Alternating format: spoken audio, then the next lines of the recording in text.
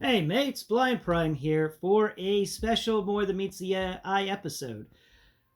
I did have plans to talk about Omega Prime today, but my head is just not in the game. I've tried a few times with Omega Prime, and today is just not the day for Omega Prime. So, today we're going to talk instead about the sword. I wanted to give the sword its own video because it is so large, and I do have so much I need to say about it. So today's video will be about this massive sword. And the question is to be asked and answered in this video. The asking of the question is this a good accessory? And was this worth an entire tier? And the answer will follow. So to start this video off, I like to compare it to something of some sort of equal size, because that's what I like to do. I found Black Zarek's spear. Black Zarek's spear and this sword, if we put spear tip to bottom of the sword pommel and spear tip to top of the sword, they are the same length. Look at that. They are the same. Now, what is different about them? And that's the question, isn't it? Well, first off, Zarek's spear feels a lot sturdier in the hand. I like Zarek's spear a lot. It's a good accessory in my opinion. This was cool. It's fun, and you can whack things with it. Now, I was just holding the spear by the very bottom of the handle, by this bottom spear point, which is actually removable. I don't remember, right? Just don't remember how to remove it. Anyway, yeah, there it goes. Yeah, it got a removable bottom spear point. It's pretty cool. But I'm holding it down here at the bottom, near the spear point. It's a little wiggly at the top, but it doesn't sag. It's good and sturdy, and that's because for Zarek here, this handle is made of two big pieces of plastic. We've got two equal-sized, pull off that last spear bit, two equal-sized pieces here. They each, one has two pegs on it, and one has a peg and a hole, and they combine together to create a really well done spear, in my opinion. You can kind of push them together. There's a right way and a wrong way to put Black Zarek spears together, and you can tell that by the overlap. If you put it in the wrong way, there's a little bit of an overlap, so you gotta spin it around and put it in the way where it feels flush. There we go. It feels flush, and then we can take and put the bottom spear tip into the bottom area. That feels nice. And then we can put the top spear into the top area. And that's it for assembly when it comes to this thing. Now the top spear is in 1 part, 2 parts, and 3 parts. You can kind of disassemble it. You can reassemble it however you want. And I like that about the spear for Black Zarek. See, if I wanted to, I could take the middle section and I'll put the middle section on the bottom section. There we go. And it's built to do this. And then I can put the bottom section on top of the middle section, and then I can spin it sideways because it won't sit flush, and then I can put the top section on top of the bottom section. Now, if I didn't like this look, I could take this top section, and I can come down here to the spear point, and I can put the top section on the bottom of the spear, and then I can take the spear point to the bottom of the spear, and I can put it on top, and make it look like that. Or I could even do away with the bigger bottom piece, and just have this as a little trident. Isn't that neat? Or take away the middle piece and just have the bigger piece that was at the bottom and set that there. And then we put this in the center. And that is a better looking trident. Or we can just make it a quintet or something akin to that, because it has five tips when you do it like this. Or you could put that other spear tip on that we have down here, which will give it 2 more tips, and make it a septa tip weapon. 7 tips. That would be wild. But that's a lot of playability. That's a lot of things you can do with this one little thing. And it doesn't weigh that much either. It balances pretty well as well. Let's see. If I didn't have my fan going, it'd be better. But there we go. It balances decently well. And that's something that the sword doesn't really have. We can set the spear off to the side because we're done talking about it. Now let's get into Omega Prime Sword and why I don't like it. And why I think I wish there was a little bit more that went into this sword, thought wise. I could tell that design wise, it was engineered well, but maybe it was over engineered. Um, we're going to talk about that.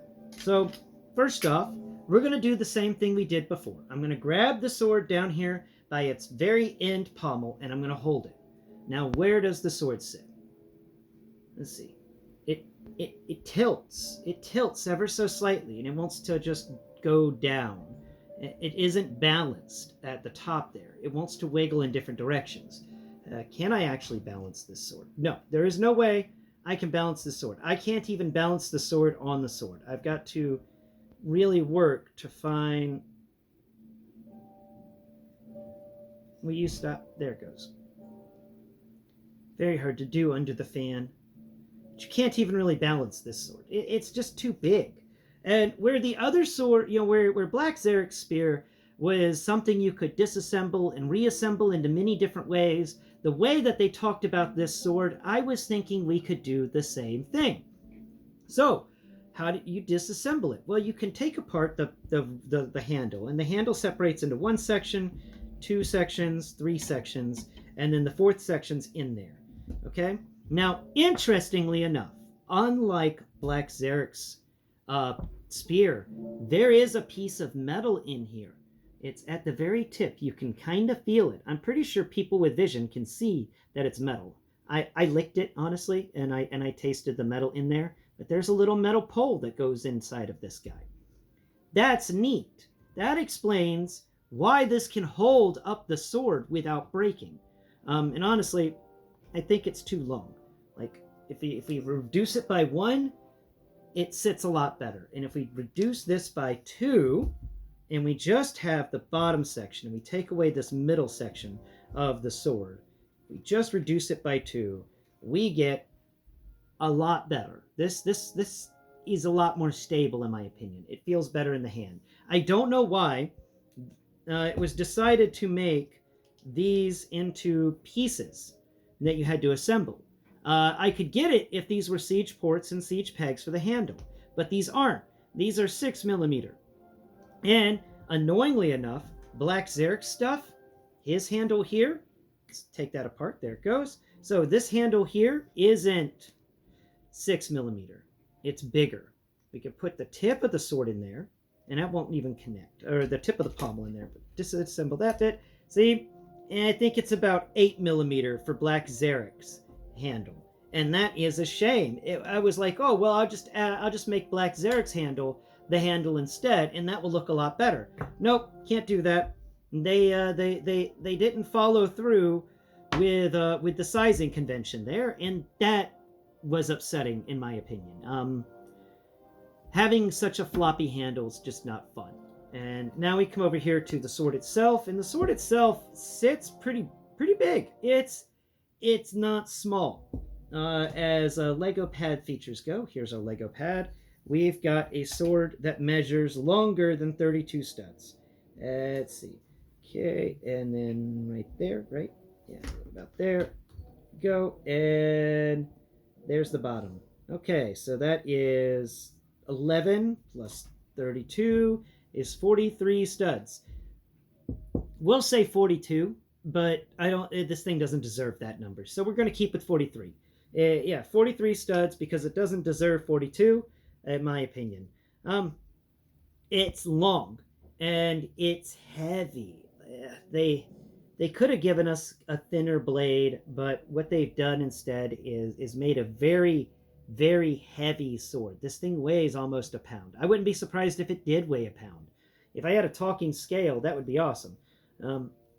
That's neither here nor there. I can't tell you how much this weighs exactly, but I can tell you it is annoying. But we'll break it down to show you how to build it up, because it does need more assembly than what I described earlier. So let's set the pieces of the handle off to the side over there.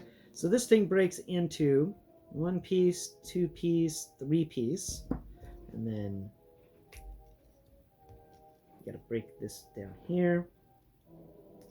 Gotta wiggle it a bit. There it goes. Okay, so we were at 3 pieces, 4 pieces. Oh, got to count this. So 5-piece, because that handle's actually part of it. Yeah, so that was 4-piece. That was 5-piece. This is 6-piece. This is 7-piece, and this is 8-piece. It's in 8 pieces. It's sword. Did it need to be in 8 pieces? No. And these are all really big.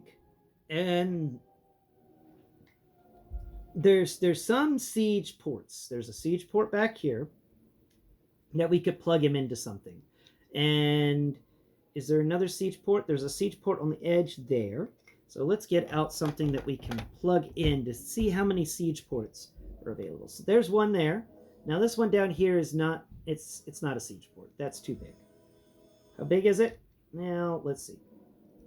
Actually, it's a loose siege port, but it is a siege port. So I'd make that a 6mm. Here's the 5mm on the side. Does that one actually work? Yeah, that one works. That one plugs in. Plugs in very well. So he's got 2 siege ports. Not counting this one at the bottom, because I don't really consider that one to be a siege port. It's a little too big. Any more on here? Up here. He's got 2 more. So you can put this on the side of your Omega Prime trailer. Not Omega Prime trailer, your Ultra Magnus trailer. But you'd have to put them on the side, blade down, and put all this stuff upwards. I don't like that. I'm just... Notice it seems like it'd be just a lot of trouble to try and store this blade. So let's go ahead and put the blade together. Find the 2 long pieces that have the big 6mm ports at the bottom. And we're just going to kind of thread them together. It's all going to... this entire sword scissors together in a very interesting way. Not something I've experienced really much here at messing around with Transformers. So definitely a new experience. We need to find the pommel pieces. You can determine the pommel pieces because they just have these little edges that have these little lines on them, and it feels like little wings for a spaceship, except really heavily waffled. And you know, that's kind of okay. Let me know in the comments. Was the sword this waffly in the show, or was it smooth and sleek? Because this guy is just this is more waffling.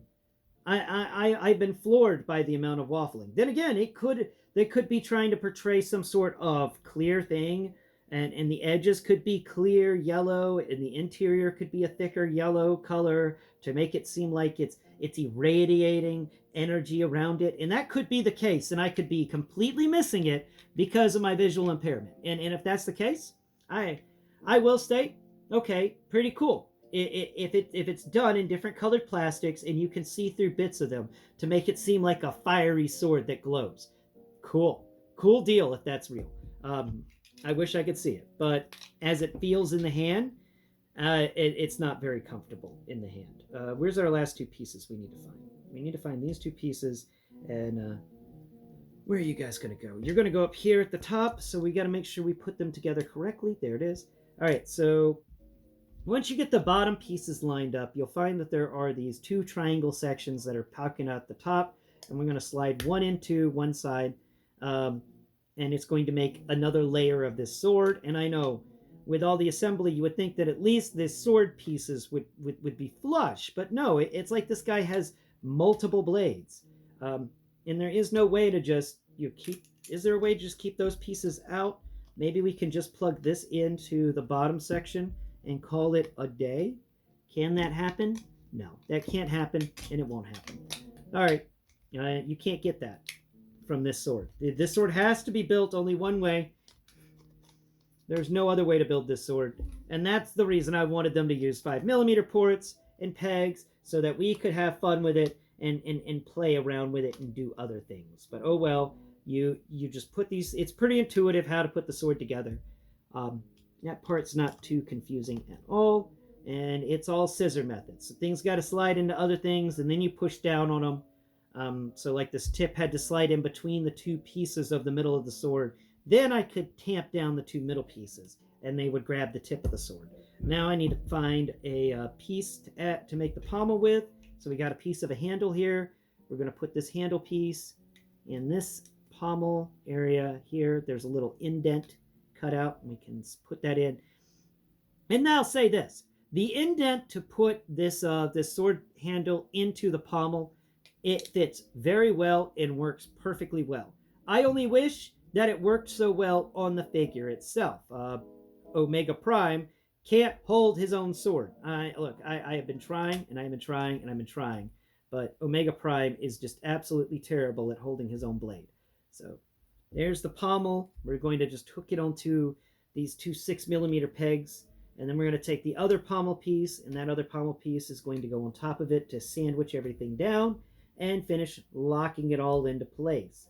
And that is how you build a sword that weighs a lot. It's a heavy sword. So we can connect the handle to it, and we get the slightly bendy handle. And with the metal pieces included, that's nice. It'll stop the plastic from breaking, but it does mean that when this plastic does bend, it will permanently bend, and it will be harder to unbend your plastic.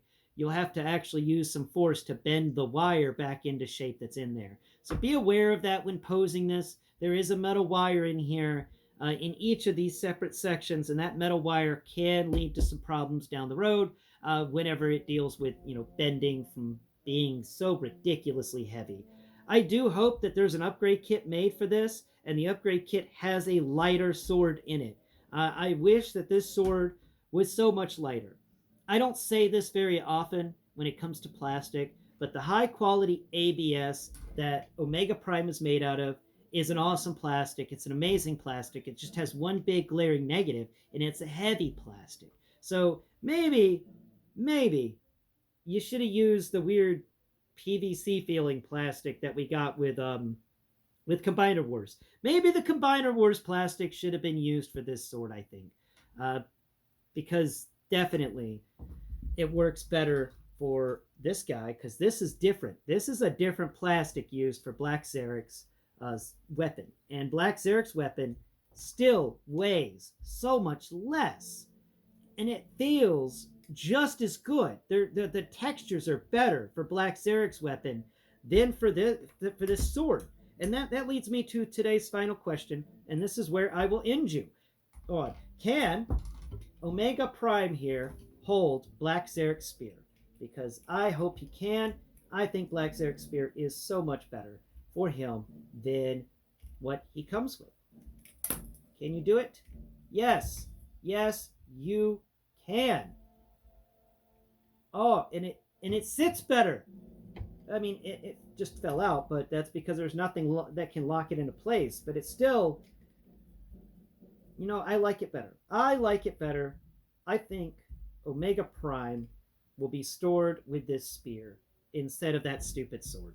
Thank you all so much for watching today's video. Where is my zapper? Here it is. I hope that you've enjoyed it. I've enjoyed making it, and I hope that you are enjoying your Omega Prime. As accessories go, I'm going to grant this sword an F. I think that it was honestly, I think it's over-engineered.